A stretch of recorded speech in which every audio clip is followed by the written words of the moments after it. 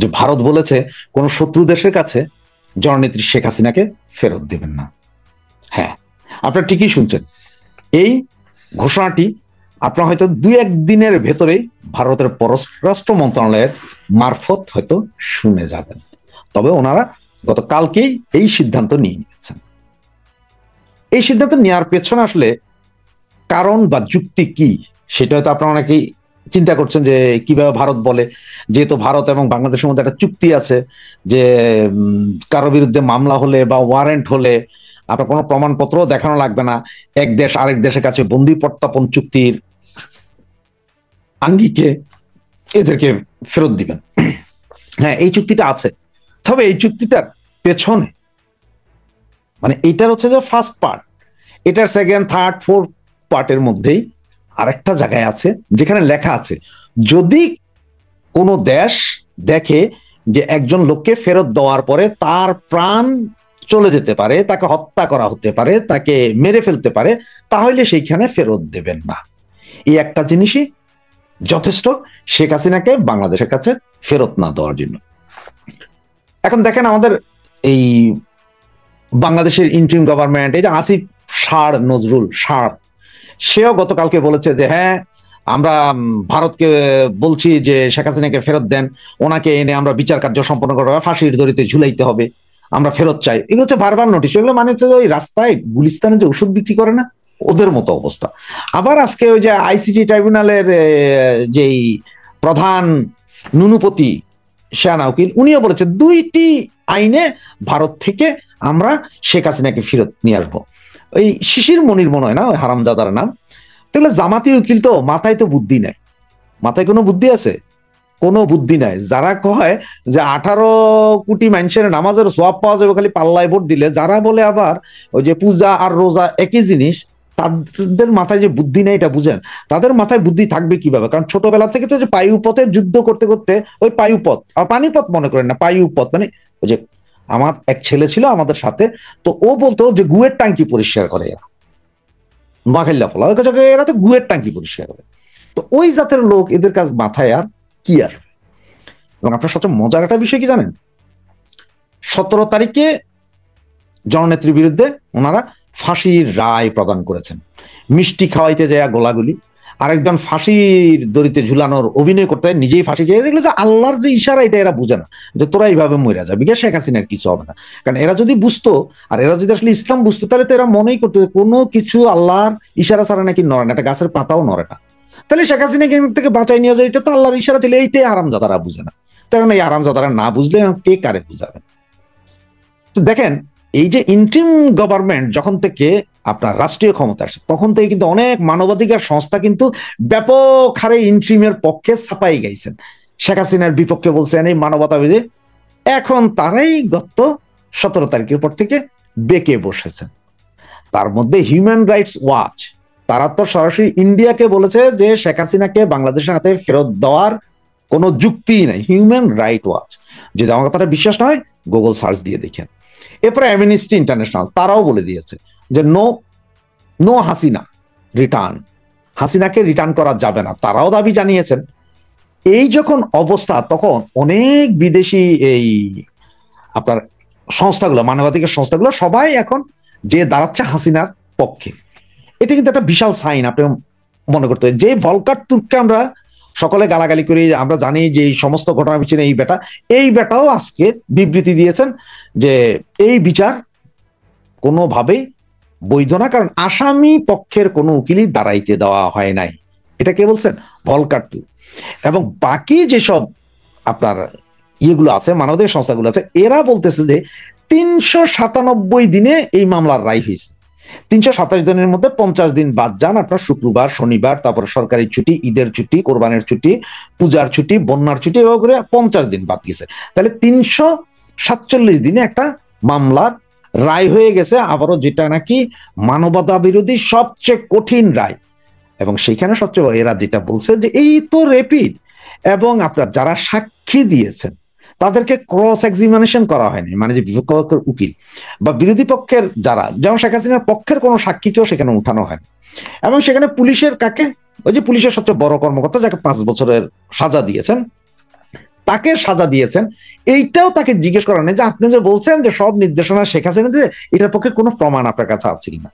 এরা এইটাও বলছে এই কোর্ট, এই যে আপনার বিবিসি নিউজ বা পত্রিকার নিউজ কাটিং যেগুলো যে আগস্টের পরে বেরিয়েছে, মানে এই অল্প 3-4 মাসে, সেগুলাকে ওনারা প্রুফ ধরে যেটা বলতে চাচ্ছেন সেটাও হয় না। কারণ হচ্ছে যে বিবিসির এই নিউজকে যদি আপনার প্রুফ ধরতে হয়, তাইলে আপনাকে বিবিসির এই লোকদেরকে এইখান থেকে উড়ে আনিয়ে বাংলাদেশে গিয়ে সাক্ষী সবুত জোগাড় করে কথা বলতে হয়। আপনার মনে আছে যে যুদ্ধাপরাধী মামলার সাক্ষী দেওয়ার জন্য বিবিসির সাংবাদিকরা গিয়েছিল যুদ্ধাপরাধী বিচারে, তখনকার সেই নিউজগুলো যখন নিয়েছিল বিচারক, তখন তাদেরকে নিয়ে যাওয়া হয়েছিল, ওখানে নিয়ে ওনাদেরকে জিজ্ঞেস করা হয়েছিল, এটা মনে আছে? তো এইখানে কিন্তু কিছুই করা নেই। সুতরাং মানবাধিকার সংস্থাগুলো আস্তে আস্তে খেপে গেছে।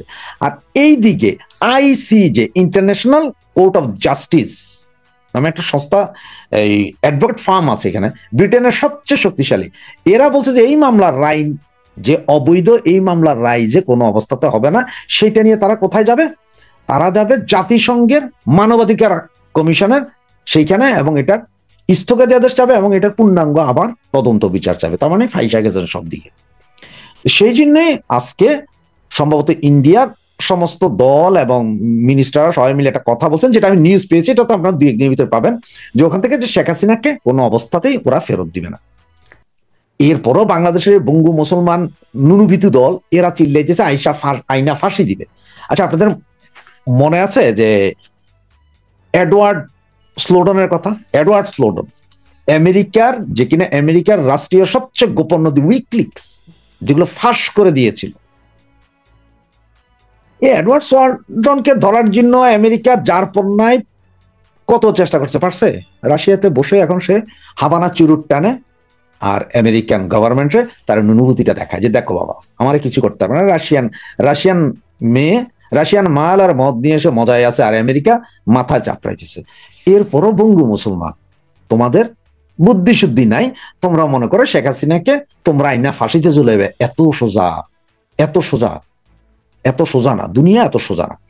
এরপর দেখেন আমেরিকার আরেকটা মানবাধিকার সভা, আটলান্টা কাউন্সিল, আটলান্টা কাউন্সিলও ঠিক এই বিচারটার বিরুদ্ধে তারা দাঁড়াইছে। তারাও বলছে যে না, এই বিচার সঠিক না, মৃত্যুদণ্ড তো হইতেই পারে না। সমস্ত মানবাধিকার সংস্থার মধ্যে আজকে যেহেতু 4টা মানবাধিকার সরাসরি human rights, amnesty international, ICC, Atlanta council, এরা সবাই সরাসরি ইন্ডিয়াকে কাছে দাবি জানাইছে শেখ হাসিনাকে বাংলাদেশ সরকারের কাছে তুলে দেওয়া যাবে না, কারণ ওখানে গেলে ওনাকে হত্যা করা হইতে পারে। এবং হত্যা করা যেতে পারে এর প্রমাণ দেখেন, এর আগে অনেকগুলো প্রমাণ আছে, তার ভিতরে আজকের একটা প্রমাণ দিই। আজকে যেটা হচ্ছে যে মুরাদ হোসেন, মুক্তিযোদ্ধা মুরাদ হোসেন, ওনাকে 9 এপ্রিল গ্রেপ্তার করা হয়েছিল এবং 18 নভেম্বর মানে গতকাল ওনাকে কাশিমপুর কারাগারে মৃত অবস্থায় পাওয়া যায়। তার মানে হচ্ছে ওখানে ওনাকে স্লো পয়জনিং দেওয়া বা টর্চার করে ওনাকে ওখানেই হত্যা করা হয়। এর আগে আরো হত্যা হয়েছে, এর আগে আপনারা দেখছেন যে বিচারপতি মানিককে কিভাবে হত্যার উদ্দেশ্যে এরা করেছে। তো এগুলো দেখে ইন্টারন্যাশনাল মিডিয়া, মানবাধিকার সংস্থা, এরা সবাই বুঝে গেছে যে এখানে আসলে হত্যাই করা হবে।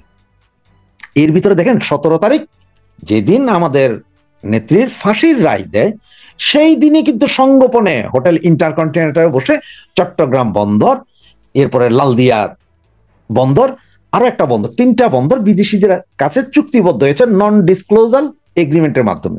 মানে এইখানে চুক্তিতে কি আছে না আছে আপনি কিচ্ছুই জানবেন না, ওদের কাছে দিয়ে দিয়েছে।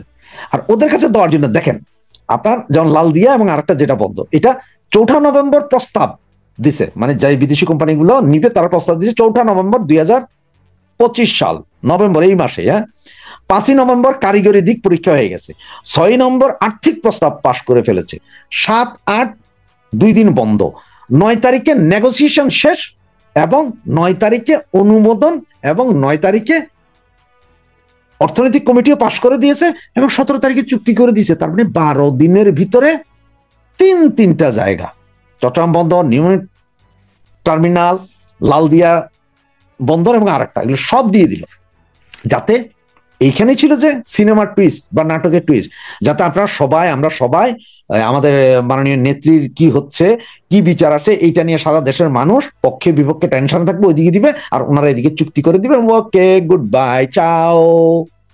এটাই ছিল যে ইউনূসের গভর্নমেন্টের মূল চাল, সেটা ওনারা সফল হয়েছে।